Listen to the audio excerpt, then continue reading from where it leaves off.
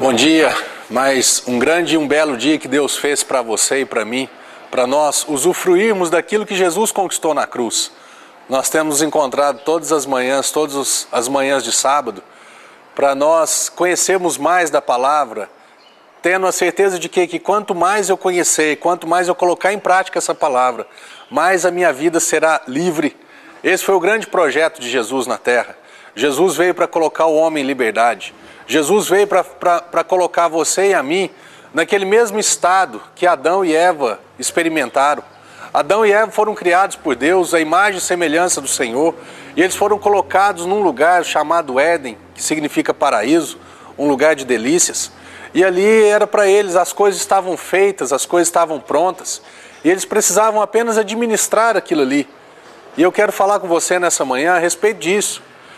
Deus esses dias falou comigo, até ministrei lá na igreja, algo assim, que todas as vezes que eu reajo e não eu ajo, ou seja, eu tenho uma reação, ao invés de ter uma ação em primeiro lugar, eu vou ser prejudicado em alguma área. Deus chamou você e a mim para nós agirmos e não simplesmente ficar reagindo em determinadas situações. Deus te chamou, meu irmão e minha irmã, Ele te deu autoridade para você andar na frente, para você dar o primeiro passo, para você escolher. O que Deus falou comigo foi assim, que quem age, escolhe, e quem reage já perde um pouco o poder de escolha. Deixa eu exemplificar para você entender. Se você está trabalhando e você está agindo, ou seja, você está aprendendo, está se aperfeiçoando, está fazendo um curso, está se inteirando da situação do mercado, se você está agindo, como diz aí um dito popular aí de internet, se você está antenado, se você está pensando de uma maneira abrangente, você está sempre se preparando, você está sempre agindo em favor da sua profissão. Agora, aquela pessoa que não age, o chamado funcionário público, aquele funcionário que não se especializa em nada, que não se aperfeiçoa em nada, aquele funcionário que vai indo, e de repente o mercado o engole, de repente aquela situação da empresa ali já não dá conta, e tem uma pessoa mais preparada do que ele, e esse cidadão ele é demitido, o que acontece? Aí ele vai começar a ter reações, ele não vai ter mais uma ação, ele vai ter que começar a reagir. E quem tem conta para pagar, quem tem no final do mês tem algumas situações para serem colocadas, nos seus mínimos detalhes, 1 mais 1 é 2 e 1 mais 1 não é 1 milhão, o que acontece? Ele vai ter que aprender, ele vai ter que pegar o primeiro emprego que aparecer, porque ele não estava agindo, ele não estava se preparando. Aprenda isso, se você não se preparar, você vai se deparar com uma situação que vai fugir ao seu controle. Se você não estiver agindo, vão existir situações que você vai ter que reagir. E quando eu reajo, já não sou eu mais quem estou no controle. Quando eu reajo, já não sou eu mais que estou definindo e determinando a situação. A situação, ela vai acabar aqui me engolindo, eu vou ser pressionado, vou ser empurrado, às vezes tomar decisões que eu não queria, porque lá atrás eu não agi. É sobre isso que eu quero falar com você nessa manhã. É sobre essa palavra, o agir e o reagir, que Deus quer ministrar no seu coração nessa manhã. Amém?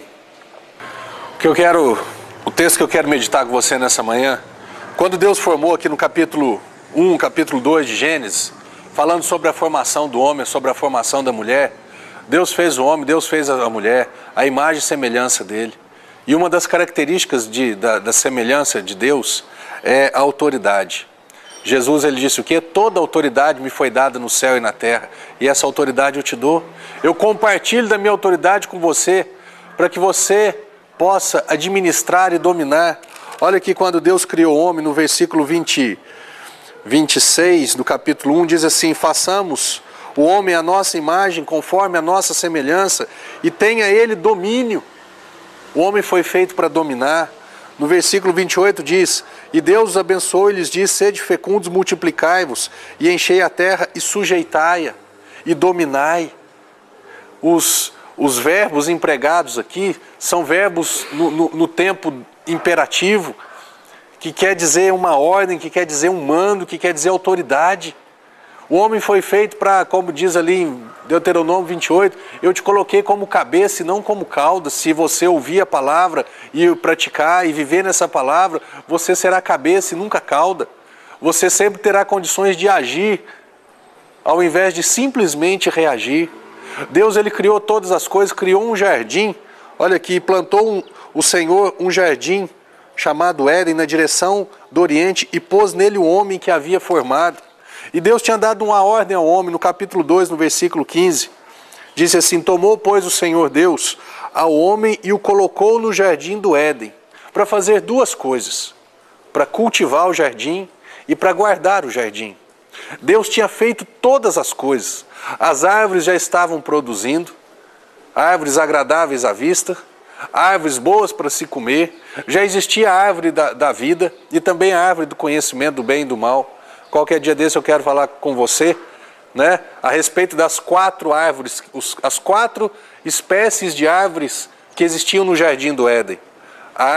As árvores simplesmente agradáveis à vista, as árvores boas para se comer, a árvore da vida e a árvore do conhecimento do bem e do mal.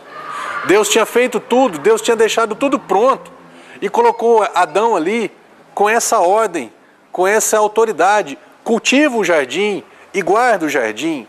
Cultiva o jardim, Adão, para que o jardim continue a produzir. Cultive o jardim, cultive as árvores, cuida do solo, cuida das coisas aí, para que o jardim continue a ser bênção na sua vida.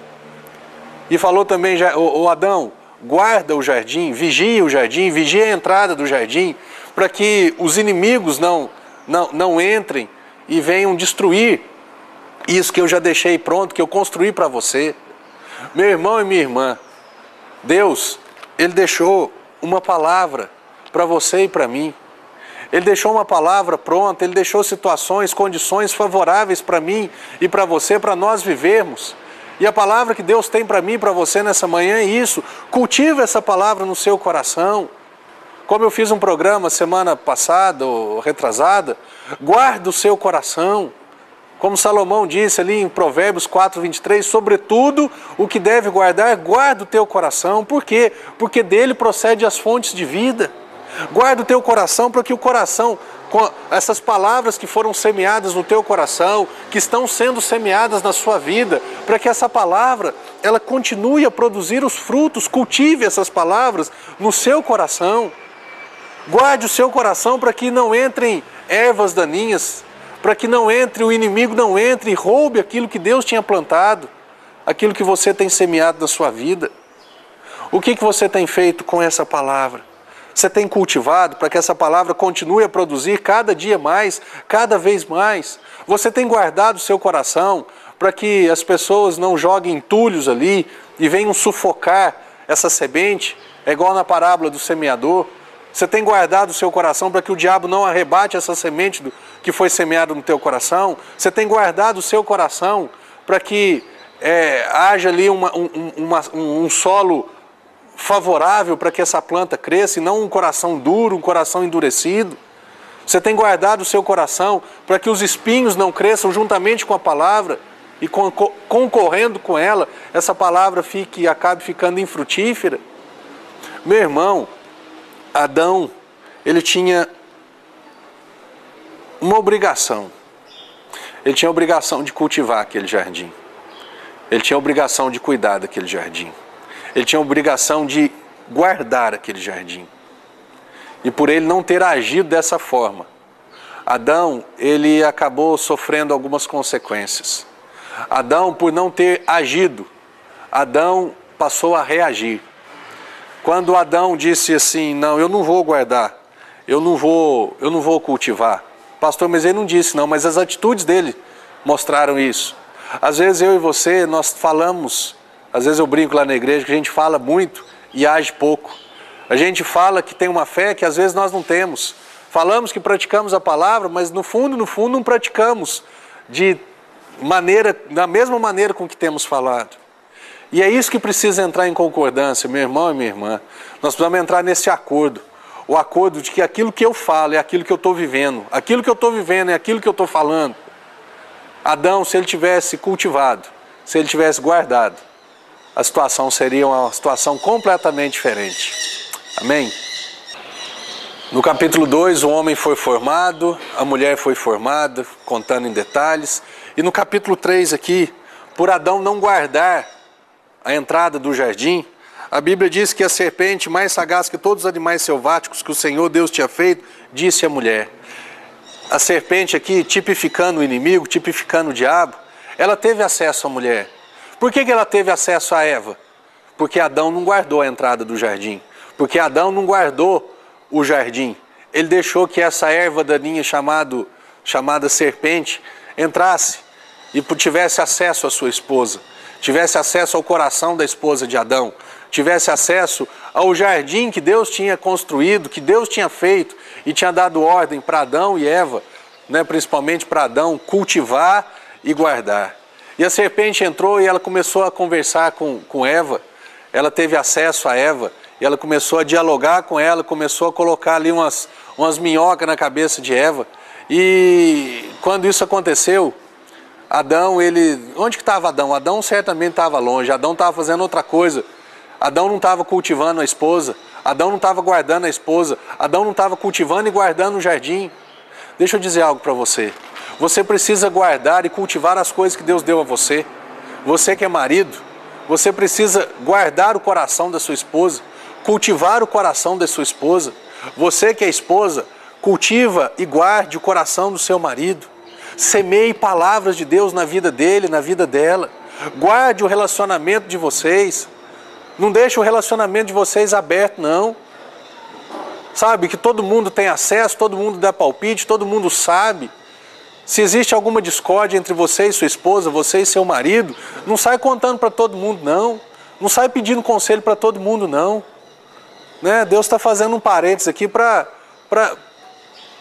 que você volte a guardar o seu coração, o coração da sua esposa, do seu marido. Sabe, que você volte a ter mais zelo, mais cuidado com o seu relacionamento, com o seu casamento. Não deixe a sua esposa assim, exposta aos inimigos, não. Não deixe o seu marido exposto às inimigas, não. Falei esposa aos inimigos e marido às inimigas. Pastor, então você está me falando para guardar, para ter ciúme da minha esposa? Não, para ter zelo, para ter cuidado da sua esposa, do seu marido. É um jardim, o coração dele e dela, é um jardim precioso na sua mão. O que você quer comer desse jardim? O que você quer desfrutar desse jardim? Então cultive esse jardim, guarde esse jardim. Para quê? Para que a tua vida prevaleça, para que a tua família seja uma bênção, meu irmão. Deus te deu essa autoridade, Deus te deu esse domínio para você cuidar dessa situação com muita sabedoria, graça, amor, respeito, né, com concessões, mas para que o inimigo não entre e para que essa esposa que lá atrás te amava tanto, esse marido que lá atrás, né, no altar fez grandes juramentos para você, diante das pessoas e diante de Deus, para que esse marido, para que essa esposa volte a ser aquele lá de trás, um homem e uma mulher, um sendo bênção na vida do outro. Amém? Logo após o intervalo, nós vamos ver as 3 consequências, as 3 reações que Adão teve por não agir em primeiro lugar. Amém?